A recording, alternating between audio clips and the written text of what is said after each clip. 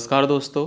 आज की इस वीडियो में हम भारत की ग्रोथ स्टोरी के ऊपर चर्चा करेंगे कि किस तरह से भारत ने अपनी विकास यात्रा को तय किया है सन 1947 की आज़ादी से लेकर आज 2023 तक में। जब हम भारत की विकास यात्रा पर बात करते हैं तो हम एक डिवीज़न पाते हैं north India versus south India का। हमेशा ये चर्चा का विषय रहता है कि क्यों भारत का जो नॉर्थ इंडिया है साउथ इंडिया की तरह डेवलप नहीं है। तो इस विषय पर पूरी चर्चा करने से पहले हम ये जान लेते हैं कि नॉर्थ इंडिया और साउथ इंडिया का ज्योग्राफिकल डिवाइड हम किस तरह से देखेंगे।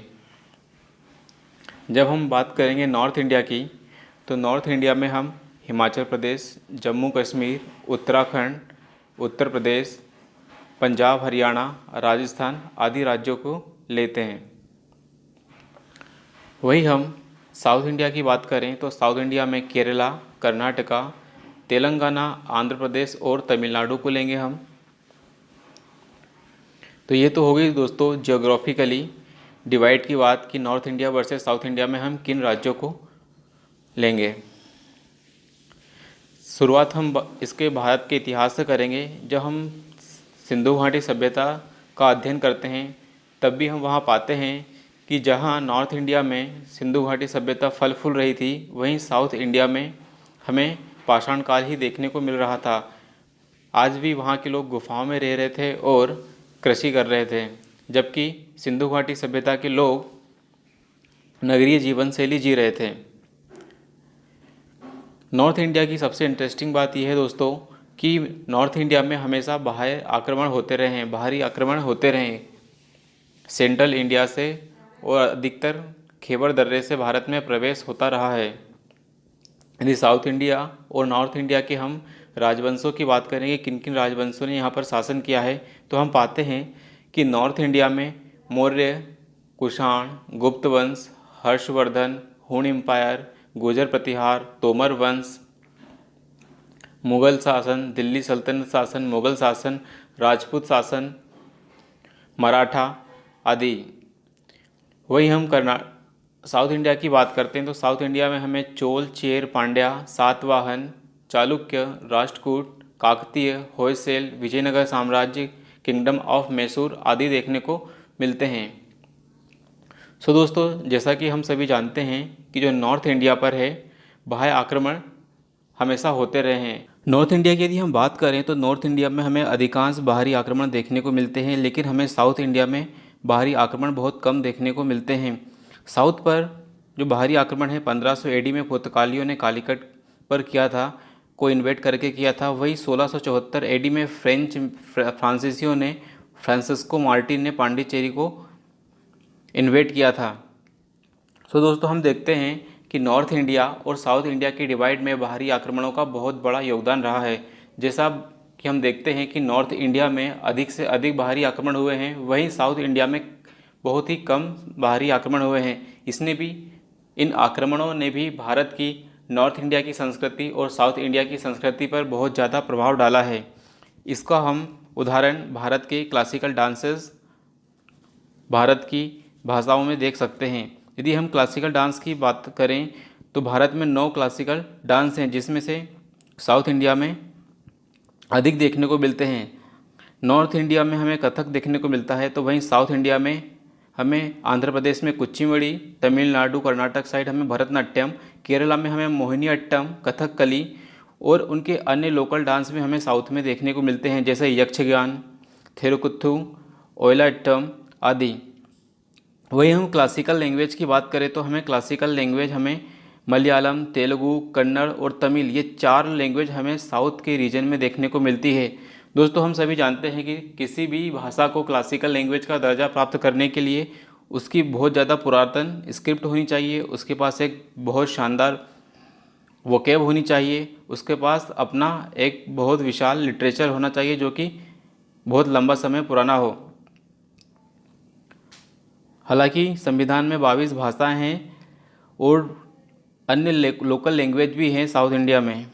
तो जिस तरह का फ्यूज़न लैंग्वेज के स्तर पर जिस तरह का फ्यूज़न हमें साउथ इंडिया में नहीं देखने को मिलता, उस तरह का फ्यूज़न हमें नॉर्थ इंडिया में देखने को मिलता है। नॉर्थ इंडिया की यदि हम बात करें तो नॉर्थ इंडिया में हमें गुजराती, पंजाबी, सिंधी, हिंदी, कश्मीरी, हरियाणवी, बंगाली, संस्कृत, ब्रजभाषा आदि सारी भाषाएं देखने को मिल जाती हैं।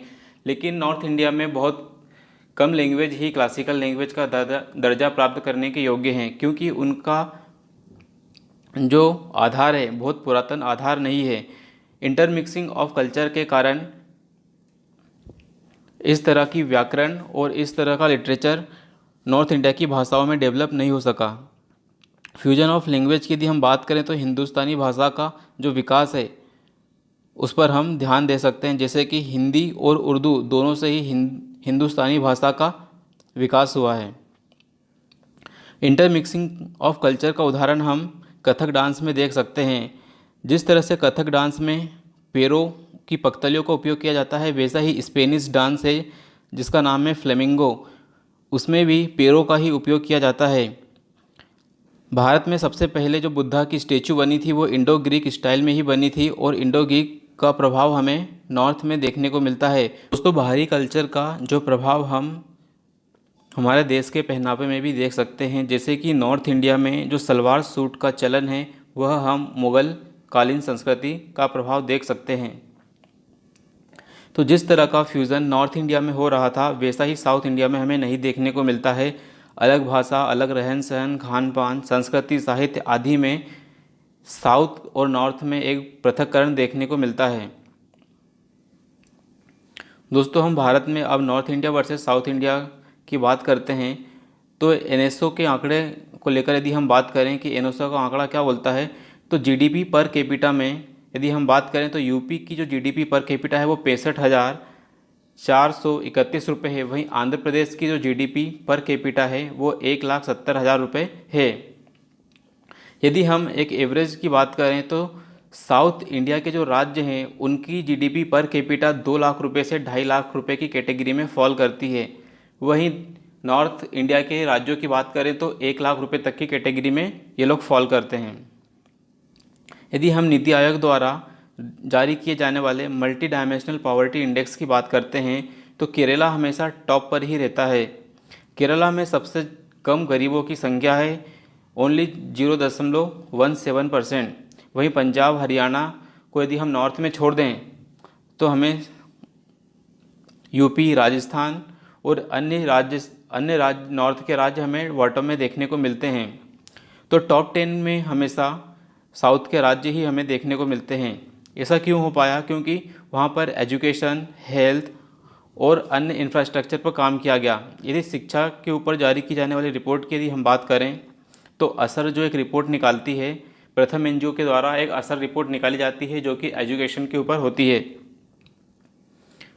तो साउथ में बेहतर शिक्षा, बेहतर पोषण, बेहतर राजनीतिक प्रतिनिधित्व के कारण हमें वहाँ का माहौल ज़्यादा विकास के अनुकूल देखने को मिलता है। और इसका उदाहरण हम बेंगलोर का आईटी कैपिटल के रूप में विकसित होने को देख सकते हैं, हैदराबाद को देख सकते हैं विकास में। और हम ये भी देख सकते हैं कि साउथ के राज्यों में अधिक से अधिक रेमिटेंस आता है और सरकारी प्रयास भी हमें अधिक से अधिक देखने को मिलते हैं साउथ के राज्यों में। वहाँ पर सिविल सोसाइटीज़ के जो ग्रुप हैं साउथ में ज़्यादा सक्रिय रूप से काम करते हैं। साउथ में हमें पॉलिटिकल मोनोपोली नहीं देखने को मिलती है जैसे कि हमें नॉर्थ में मिलती है। नॉर्थ में हम यदि पूरे इतिहास पर ध्यान दें तो हम देखेंगे कि 5 से 4 दशक तक नॉर्थ में कांग्रेस का एक छत्र राज रहा था। सो दोस्तों, विकास की हम बात करते हैं north India versus south India में, उससे पहले हम एक बात करेंगे कि क्वालिटी ऑफ लाइफ क्या होती है। जब तक हमें क्वालिटी ऑफ लाइफ का मतलब नहीं पता होगा तब हम विकास को सही तरीके से परिभाषित नहीं कर सकते हैं। जब हम क्वालिटी ऑफ लाइफ की बात करते हैं तो सबसे पहले हम उसमें बात करते हैं हेल्थ और हेल्थ सिस्टम की, हेल्थ इंफ्रास्ट्रक्चर की। इसमें हम बात करेंगे कि एक पर्टिकुलर क्षेत्र में या किसी राज्य में कितने पेशेंट्स पर कितने डॉक्टर हैं, कितने पेशेंट्स पर कितनी नर्स है, कितने पेशेंट्स पर कितने बेड उपलब्ध हैं, मेडिकल स्टोर्स कितने हैं, साथ ही जेनरिक मेडिसिन का कितना उपयोग किया जा रहा है। और साथ ही ये भी हम देखते हैं कि किसी हेल्थ क्लिनिक सेंटर पर पहुंचने में किसी आम व्यक्ति को कितना समय लग रहा है। तो हेल्थ में इस तरह की बातों को ध्यान रखकर हम ये कह सकते हैं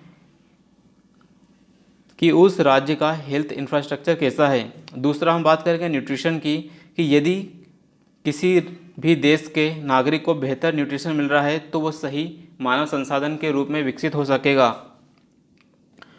अगली बात करेंगे हम एजुकेशन की। तो एजुकेशन हमारी ऐसी होनी चाहिए जो आज की ज़रूरतों के हिसाब से हो। हमारी एजुकेशन ऐसी होना चाहिए जो मूल्यों से युक्त हो, साथ ही स्किलफुल ह्यूमन रिसोर्स का निर्माण करती हो। हम इसमें एजुकेशन सिस्टम में ये भी देखेंगे कि कितने स्टूडेंट्स पर कितने टीचर्स अवेलेबल हैं, कितने किलोमीटर के एरियाज़ में कितने स्कूल्स हैं, कितने कॉलेज हैं, किस राज्य में स्टेम मतलब साइंस टेक्नोलॉजी इंजीनियरिंग को लेकर कितने सारे कॉलेजेस हैं और कितनी यूनिवर्सिटीज़ हैं, और जिन भी यूनिवर्सिटीज़ है वो आज की ज़रूरत के हिसाब से मानव संसाधन का विकास कर पा रही है या नहीं कर पा रही है, इसके ऊपर भी हम ध्यान देंगे। फाइनेंशियल कंडीशन के ऊपर हम ध्यान देंगे कि किस राज्य की फाइनेंशियल कंडीशन क्या है, वहाँ का बैंकिंग सिस्टम कैसा है, अपेक्षित नौकरियों का सृजन हो पा रहा है कि नहीं, कौशल के अनुरूप वहाँ के युवाओं को जॉब मिल पा रहा है कि नहीं, हम ये भी देखेंगे। हम देखेंगे कि उस राज्य की पॉलिटिकल इन्वायरमेंट कैसा है, वहाँ का डेमोक्रेटिक सेटअप कैसा है, या कि वहाँ पर तानाशाही चल रही है। यदि वहाँ पर डेमोक्रेटिक सेटअप अच्छा है तो हम पाते हैं कि वहाँ का जो गवर्नेंस है गुड गवर्नेंस की कैटेगरी में आएगा।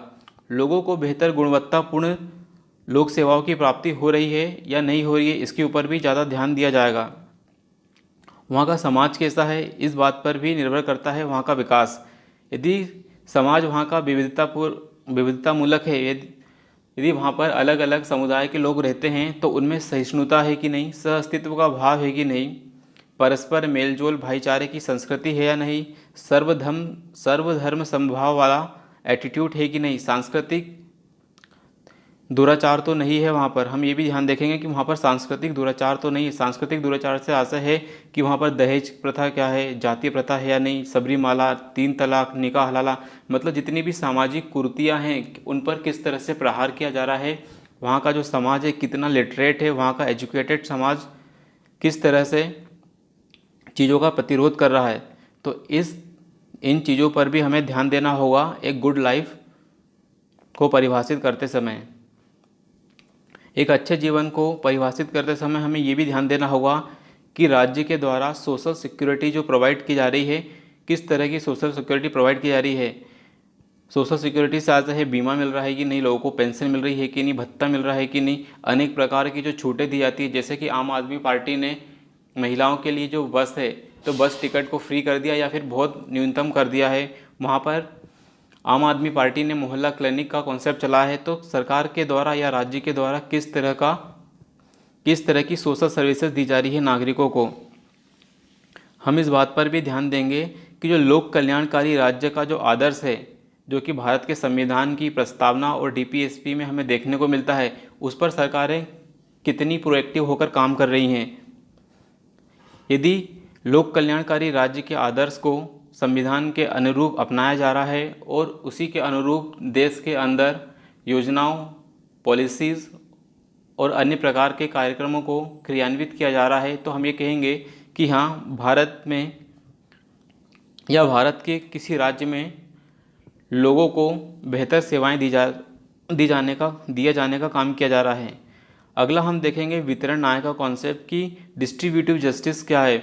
डिस्ट्रीब्यूटिव जस्टिस से आशा है कि यदि देश की जीडीपी बढ़ रही है और यदि लाभ सभी लोगों को मिल रहा है, तब तो हम कहेंगे कि जो हमारा जीडीपी ग्रोथ हो रही है वो डिस्ट्रीब्यूटिव जस्टिस के सिद्धांत के अनुरूप हो रही है। लेकिन यदि ऐसा हो कि 10% रिच इंसान हो और 90% लोग नॉन रिच की कैटेगरी में फॉल कर रहे हो या फिर बिल्कुल पुअर की कैटेगरी में फॉल कर रहे हो, तो हम ये कहेंगे कि भारत में जीडीपी तो बढ़ रहा है लेकिन डिस्ट्रीब्यूटिव जस्टिस नहीं हो रहा है। मात्र 10% जो रिच लोग हैं उनके पास देश का जो संसाधन है या फिर देश की जो आय है, लगभग 70 से 80% आय इन्हीं लोगों के पास है। हम ये भी देखेंगे कि लोगों को न्याय समय पर मिल पा रहा है कि नहीं। यदि सुप्रीम कोर्ट और हाई कोर्ट में तारीख पर तारीख वाला कॉन्सेप्ट दोहराया जा रहा है, तो हम ये कहेंगे कि लोगों को जीते जी न्याय नहीं मिल पा रहा है। इससे भी क्वालिटी ऑफ लाइफ हैम्पर होती है। इससे भी हम कह सकते हैं कि लोगों को गुणवत्तापूर्ण जीवन नहीं मिल पा रहा है।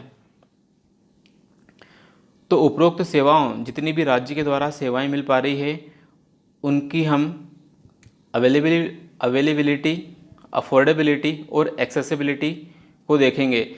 हम देखेंगे कि कोई भी सेवा उपलब्ध है या नहीं, और यदि उपलब्ध है तो वो अफोर्डेबल है कि नहीं, मतलब कितनी कीमत पर हमें वो सेवा मिल रही है, और यदि सेवा मिल रही है तो वो एक्सेसिबल कितनी है।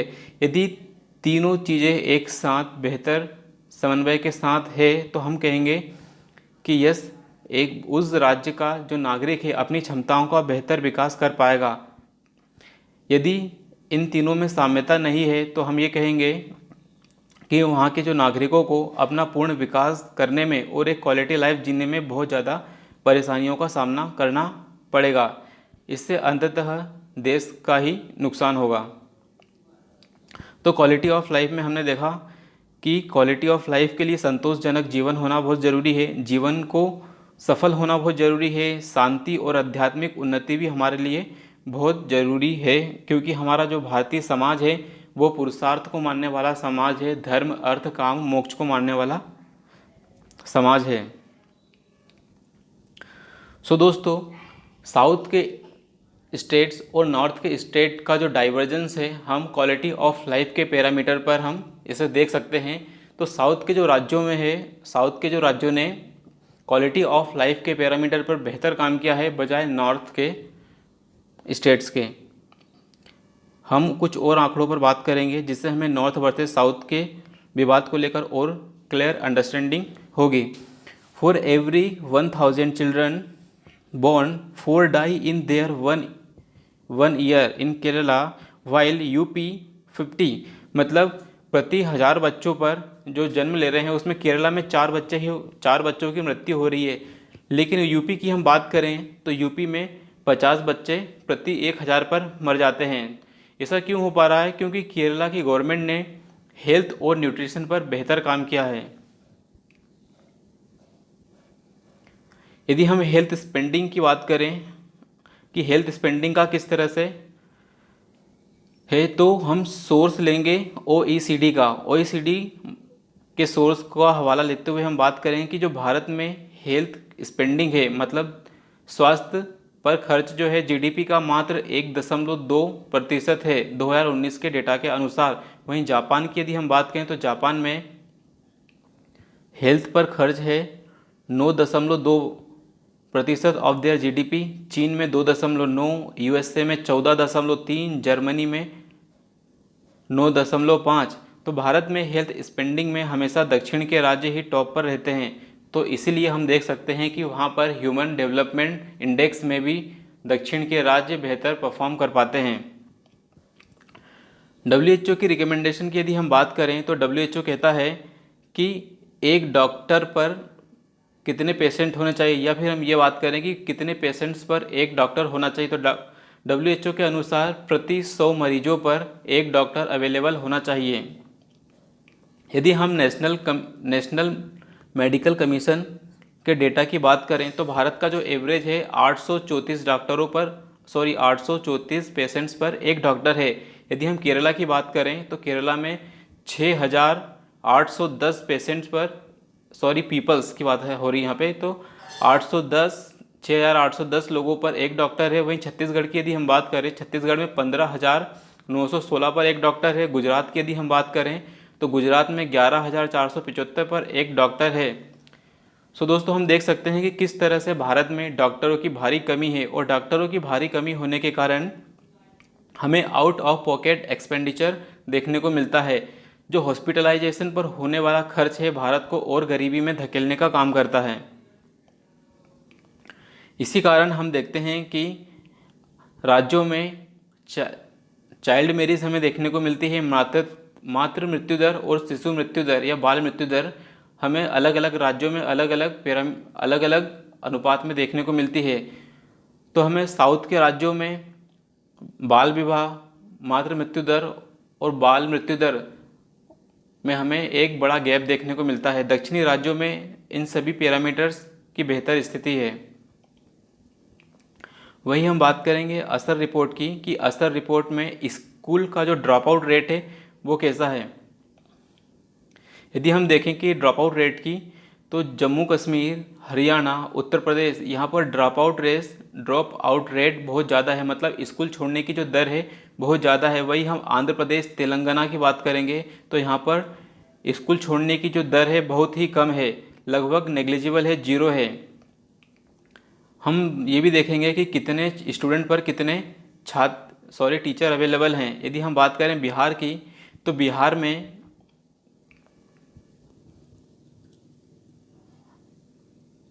बिहार में 52 स्टूडेंट पर एक टीचर अवेलेबल है। वही हम दिल्ली की बात करेंगे तो दिल्ली में 29 स्टूडेंट पर एक टीचर अवेलेबल है। तेलंगाना की यदि बात करेंगे तो तेलंगाना में 10 स्टूडेंट पर एक टीचर है। तो दोस्तों हम देख सकते हैं कि यदि जितने ज़्यादा से ज़्यादा टीचर होंगे वहाँ का एजुकेशन सिस्टम उतना ही बेस्ट होगा।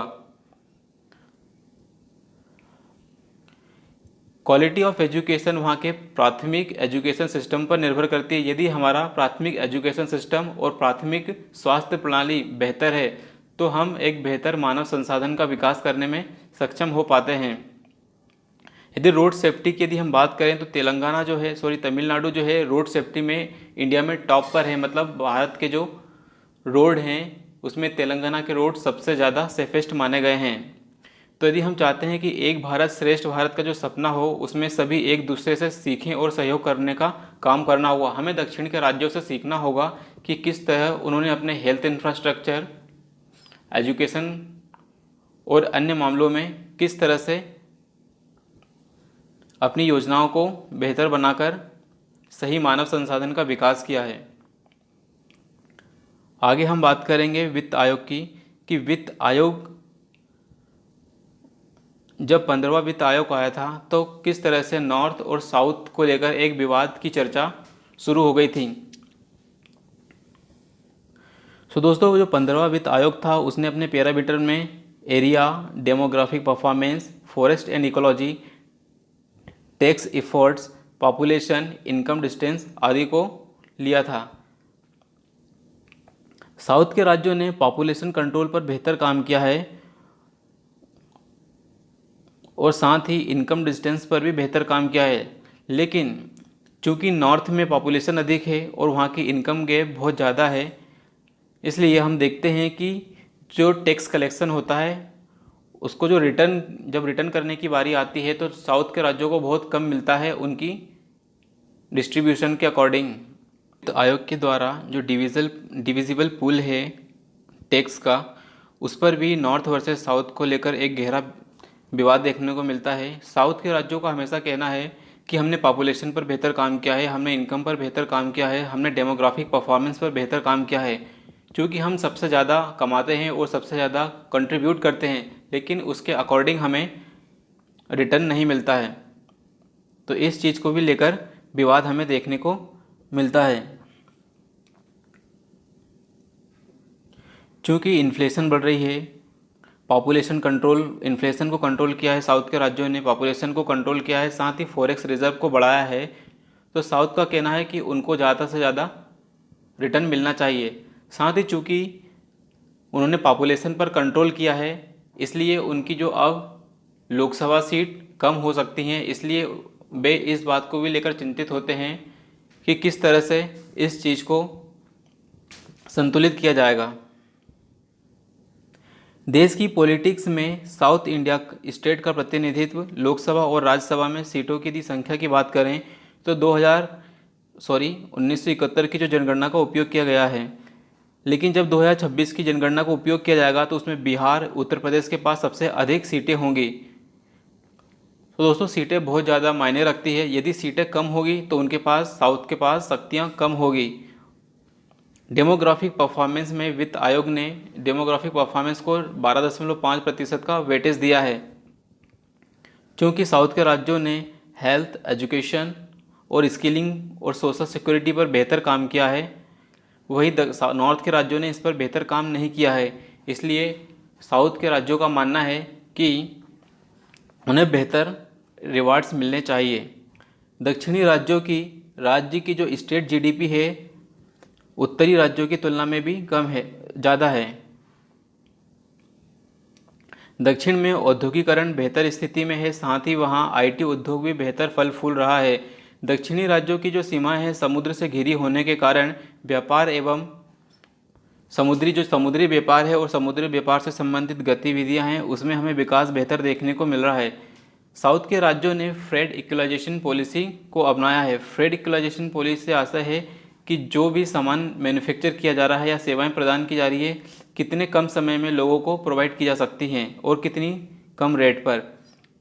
यदि हम साक्षरता की बात करें तो साक्षरता में कर्नाटक पहला राज्य था जिसने मध्याह्न भोजन का शुभारंभ किया था। चूँकि मध्याह्न भोजन के कारण हमें इनरोलमेंट रेशियो नामांकन सबसे अधिक देखने को मिला। वहीं केरला की यदि हम बात करें तो भारत का एकमात्र ऐसा राज्य है जिसने नेशनल ऑप्टिकल फाइबर नेटवर्क को पूरा कर लिया है। दक्षिणी राज्यों में विदेशी कंपनियों की बहुत सारी शाखाएं हमें देखने को मिलती है। साथ ही हमें दक्षिणी राज्यों में रेमिटेंस के कारण भी दक्षिणी राज्यों का अधिक संपन्न देखने को मिलता है, क्योंकि दक्षिणी राज्यों ने ज़्यादा हेल्थ एजुकेशन पर खर्च किया है। इसके कारण वहाँ का मानव संसाधन विदेशों में जाकर काम कर रहा है और विदेशों से जो कमाई है रेमिटेंस के रूप में साउथ में भेज रहा है। यदि हम कर्नाटक की बात करें तो कर्नाटक की जो आईटी पॉलिसी है उसने भारत में जो बेंगलुरु को सिलिकॉन वैली के रूप में स्थापित किया है। तो नॉर्थ को क्या करना चाहिए? नॉर्थ को अपनी एजुकेशन पे काम करना चाहिए। एजुकेशन ऐसी हो जहाँ पर स्किलफुल एजुकेशन पे काम करना चाहिए, आउटकम बेस्ड लर्निंग पर काम करना चाहिए, स्टार्टअप्स पे काम करना चाहिए, छोटे छोटे बिजनेसों को बढ़ावा देना चाहिए, इंडस्ट्रीज़ पे काम करना चाहिए, इंफ्रास्ट्रक्चर रोड हो, रेलवे हो और अन्य प्रकार के इंफ्रास्ट्रक्चर पर हमें ध्यान देना होगा। नॉर्थ को करप्शन पे ज़्यादा ध्यान देना होगा। साथ ही नॉर्थ का जो पॉलिटिकल सिस्टम है उसको भी बेहतर करने की ज़रूरत है। वहाँ पर जो जातीय समीकरण है, क्षेत्रवाद है, इस पर हमें ध्यान देना होगा।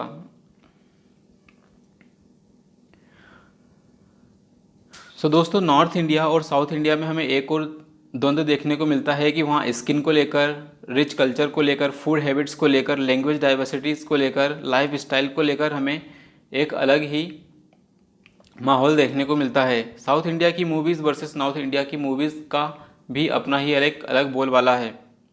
वही मिनिस्ट्री ऑफ स्टैटिक्स मॉस्पी की यदि हम बात करें, ministry of statistics and programme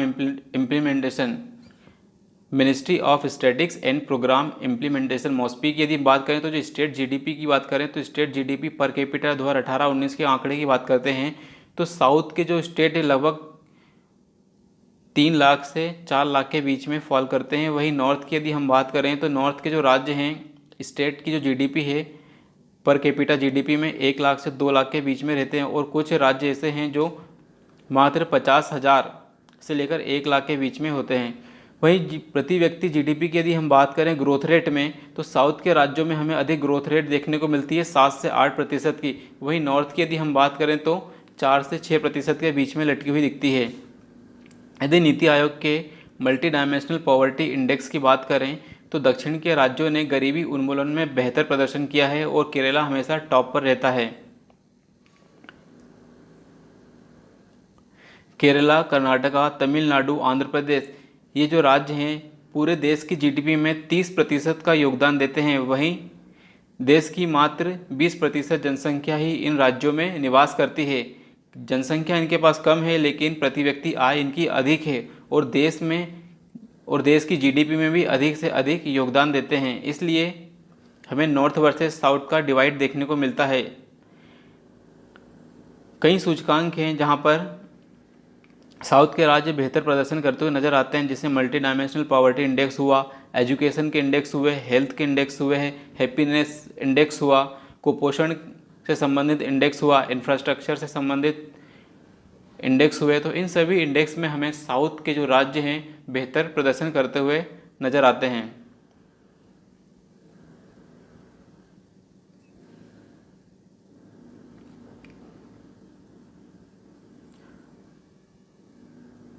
दोस्तों, हम एक और हेल्थ पैरामीटर पे बात करेंगे कि किस तरह से इन्फेंट मोर्टालिटी रेट मतलब शिशु मृत्यु दर की यदि हम बात करें इकोनॉमिक सर्वे 2023 के अनुसार तो केरला में शिशु मृत्यु दर की यदि हम बात करें तो वो है 6 है, पुदुचेरी में 6, तमिलनाडु में 13 और राजस्थान में 32, यूपी में 38, हरियाणा में 28 और नेशनल एवरेज हमें 28 देखने को मिलता है। तो हम ये भी देखते हैं कि जो शिशु मृत्यु दर है वह साउथ के राज्यों में बहुत कम है। ये वहाँ के बेहतर स्वास्थ्य इंफ्रास्ट्रक्चर को दिखाता है।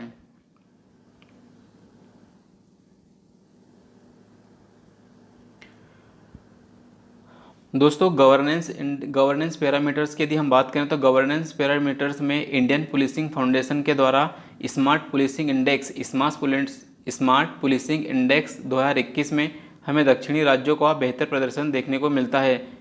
दक्षिणी राज्य विकसित क्यों हुए और कैसे हुए, यदि हम बीते 5 से 7 दशक की राजनीति पर ध्यान देते हैं तो हमें पता चलता है कि किसी एक पार्टी का एक क्षेत्र राज वहाँ पर नहीं रहा है। वहाँ पर हमें कड़ी प्रतिस्पर्धाएं देखने को मिलती है और प्रतिस्पर्धा के कारण हमें जनता केंद्रित राजनीति हमें देखने को मिलती है। और जब हमें पॉलिटिक्स जो है पीपल सेंट्रिक होती है तो वहाँ की जो पॉलिसीज़ बनती है वहाँ की पॉलिसी भी हमें पीपल सेंट्रिक्स देखने को मिलती है। दक्षिणी लोगों में स्ट्रॉन्ग रीजनल आइडेंटिटी हमें देखने को मिलती है। वहाँ पर हमें ज़्यादा राष्ट्रवाद का प्रभाव नहीं देखने को मिलता है। लोग वहाँ के अपनी गवर्नमेंट से अधिक सुविधाएं प्राप्त करने के लिए अधिक से अधिक जागरूक देखने को मिलते हैं। वहीं नॉर्थ इंडिया की यदि हम बात करें तो राजनीति में धर्म एवं जाति का प्रभुत्व देखने को मिलता है। नॉर्थ में जाति समीकरण की महत्वपूर्ण भूमिका हमें देखने को मिलती है। सन 1956 में फ्री मील योजना के कारण स्कूल को जो बच्चों को जो फ्री मील्स योजना मतलब मुफ्त में मध्याह्न भोजन देने की जो योजना चलाई थी तमिलनाडु ने, उससे कुपोषण और स्कूल में नामांकन दोनों में सकारात्मक परिवर्तन हमें देखने को मिला। क्योंकि दोपहर का भोजन देने से जिस तरह से कुपोषण तो कम हुआ ही, साथ ही हमें अधिक से अधिक नामांकन भी देखने को मिला। वहीं केरला की यदि हम बात करें तो केरला में जो शिक्षा है उसमें केरला हमेशा टॉप में दिखता है। केरला हमेशा हेल्थ इंडेक्स और इंफ्रास्ट्रक्चर डेवलपमेंट में जो खर्च किया है उसके कारण भी हमें हर पैरामीटर्स में टॉप पर देखने को मिलता है।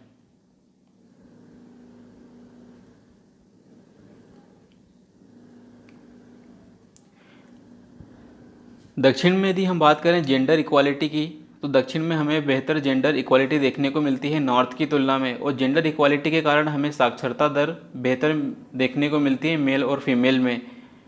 महिलाओं के हेल्थ के ऊपर भी साउथ में बहुत बेहतर ध्यान देने के कारण हमें लेबर फोर्स पार्टिसिपेशन रेट में बेहतर प्रदर्शन देखने को मिलता है। साउथ में महिलाएं भी काम पर जाती हैं लेकिन नॉर्थ में महिलाओं का उस तरह से प्रदर्शन नहीं देखने को मिलता है जिस तरह की साउथ में हमें देखने को मिलता है।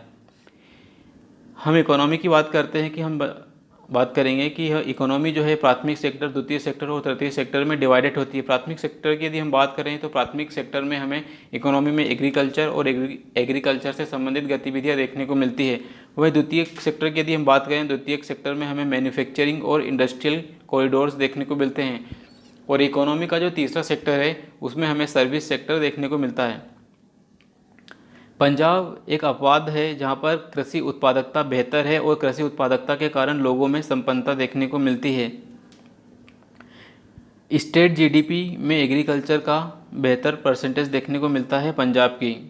दक्षिणी राज्यों में एग्रीकल्चर की भूमिका नॉर्थ की तुलना में बहुत कम है। आंध्र प्रदेश इसका बस अपवाद है। आरबीआई की रिपोर्ट के अनुसार भारत में सबसे अधिक फैक्ट्रियां तमिलनाडु में ही है। आरबीआई की एक रिपोर्ट है और उसके अनुसार भारत में सबसे अधिक फैक्ट्रियां हमें तमिलनाडु में देखने को मिलती है और तमिलनाडु में ही हमें सबसे अधिक इंडस्ट्रियल वर्कर देखने को मिलते हैं। तो ये बात इस चीज़ को सिद्ध करती है कि कैसे वहाँ की पॉलिटिक्स ने वहाँ के डेवलपमेंट को प्रोत्साहित किया है। केरला की यदि हम बात करें तो केरला एवं कर्नाटक की बात करें तो हम पाते हैं कि 65% योगदान इनका स्टेट जीडीपी में सेवा क्षेत्र से आता है और सेवा क्षेत्र में हमें एजुकेटेड लोगों की अधिक से अधिक ज़रूरत पड़ती है।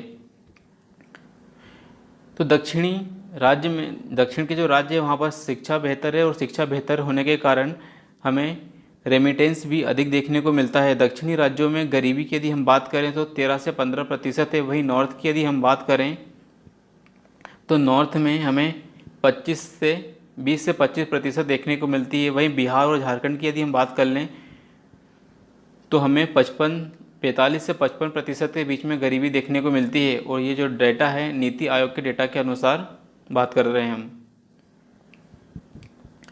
मिनिस्ट्री ऑफ शिपिंग की यदि हम बात करें तो भारत की 95% ट्रेड बाय वॉल्यूम, भारत का जो 95% ट्रेड बाय वॉल्यूम और 70% ट्रेड बाय वैल्यू समुद्री रास्ते से होता है।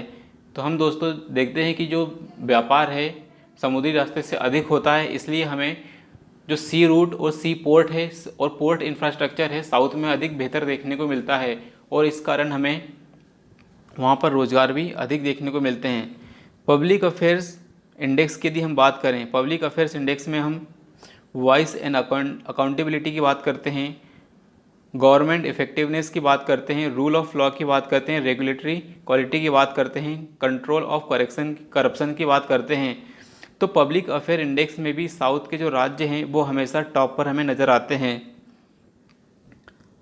वहाँ पर जो सरकार की जो इफ़ेक्टिवनेस है हमें बेहतर देखने को मिलती है, लॉ एंड ऑर्डर बेहतर देखने को मिलता है, और वहाँ पर जो रेगुलेटरी क्वालिटी है, मतलब कौन सा रेगुलेटरी बॉडीज़ किस तरह की क्वालिटी रखेगी, हमें साउथ के राज्यों में बेहतर देखने को मिलता है। साउथ के राज्यों में हमें बेहतर ह्यूमन डेवलपमेंट इंडेक्स देखने को मिलता है, जेंडर इक्वालिटी हमें बेहतर देखने को मिलती है, साथ ही हमें लॉ एंड ऑर्डर की बेहतर क्वालिटी हमें देखने को मिलती है, हमें क्वालिटी ऑफ पुलिसिंग साउथ में बेहतर देखने को मिलती है। तो इन सभी पैरामीटर्स और सभी इंडेक्स पर चर्चा करने के बाद हम पाते हैं कि north India versus south India में इतना गैप क्यों देखने को मिलता है विकास को लेकर, ह्यूमन डेवलपमेंट को लेकर। दोस्तों अब हम देखेंगे कि दक्षिण के राज्य नॉर्थ से इतने नाराज़ क्यों रहते हैं। तो नॉर्थ से नाराज़गी का जो मुख्य कारण वो है कि नॉर्थ के जो राज्य हैं वो डेमोग्राफिक परफॉर्मेंस और एजुकेशन पर बेहतर काम नहीं कर रहे हैं, क्योंकि इसका खामियाजा साउथ के लोगों को भुगतना पड़ता है। क्योंकि जब टैक्स कलेक्शन होता है तो टैक्स कलेक्शन होने के बाद जो वितरण है उसमें साउथ के राज्यों को बहुत कम धन की प्राप्ति होती है। साथ ही पॉपुलेशन कंट्रोल न करने के कारण साउथ के राज्यों का जो प्रतिनिधित्व है लोकसभा में वो भी घट रहा है।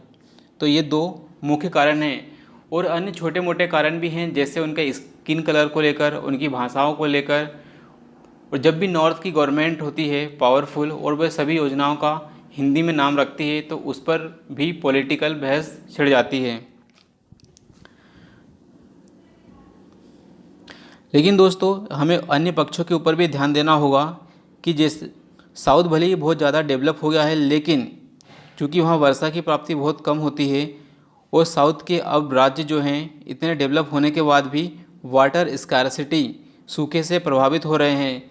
इसलिए हमें सेंट्रल ग्राउंड वाटर अथॉरिटी की यदि हम बात करें तो सेंट्रल ग्राउंड वाटर अथॉरिटी की एक रिपोर्ट के अनुसार साउथ के राज्यों में जो वाटर टेबल है बहुत ज़्यादा तेज़ी से नीचे गिर रहा है, और नीति आयोग की रिपोर्ट भी लगभग ऐसी ही कह रही है।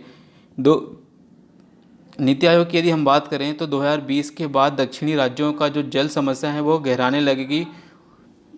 साउथ के अधिकांश राज्य जो है ड्रिंकिंग वाटर को लेकर हमेशा परेशानियों में रहेंगे। तो लैंग्वेज जो है नॉन टॉलरेंस की हम बात करेंगे, जो कॉन्स्टिट्यूशन ऑफ इंडिया में हमने 22 भाषाएं रखी है, और यही हमारे composite culture of India, Bharat का जो कंपोजिट कल्चर ऑफ इंडिया है उसको शो करता है। इसलिए हमें सभी भाषाओं के प्रति एक सकारात्मक रवैया अपनाना होगा, और साथ ही हमें इस बात को भी ध्यान में रखना होगा कि हमारे पूरे भारत में एक ऐसी कोई लैंग्वेज हो जो सभी को बांधने का काम करती हो। निश्चित तौर पर हम ये देखते हैं कि आज साउथ डेवलप है, लेकिन अब नॉर्थ की बारी है, क्योंकि साउथ धीरे धीरे अपने पीक पर पहुंच रहा है और अब नॉर्थ की बारी है अपने पीक पर पहुंचने की। अब साउथ में यदि लेबर फोर्स घट रहा है, या फिर हम ये कहें कि साउथ में अब जो लेबर्स की रिक्वायरमेंट होगी वो नॉर्थ से पूरी की जाएगी, और अब नॉर्थ में इंडस्ट्रियलाइजेशन होगा, नॉर्थ के अंदर अब विकास का काम हो सकता है। साथ ही हम ये भी देखेंगे कि ये जो साउथ के एजुकेटेड वेल एजुकेटेड पीपल्स हैं, साथ ही बहुत ज़्यादा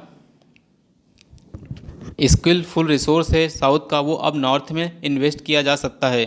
भले ही नॉर्थ अभी पिछड़ा हुआ है, लेकिन अब जो साउथ का ह्यूमन रिसोर्स है उसे हम नॉर्थ में इन्वेस्ट कर सकते हैं। साथ ही जो नॉर्थ का रिसोर्स है, चाहे वो फिज़िकल रिसोर्स हो या अन्य प्रकार के, उसे हम साउथ में डाइवर्ट कर सकते हैं। साथ ही जब साउथ में खाने की कमी होगी, पानी की कमी होगी, साथ ही अन्य प्रकार के संसाधनों की कमी होगी, तो उसकी पूर्ति नौत से की जा सकती है। इसलिए हम भारत जो है विविधता में एकता वाला देश है और हम सब सह-अस्तित्व की भावना में विश्वास करते हैं। अतः हमें एक साथ मिलकर काम करना होगा। इससे हमारा north India versus south India का जो डिवाइड है वो सॉल्व हो जाएगा।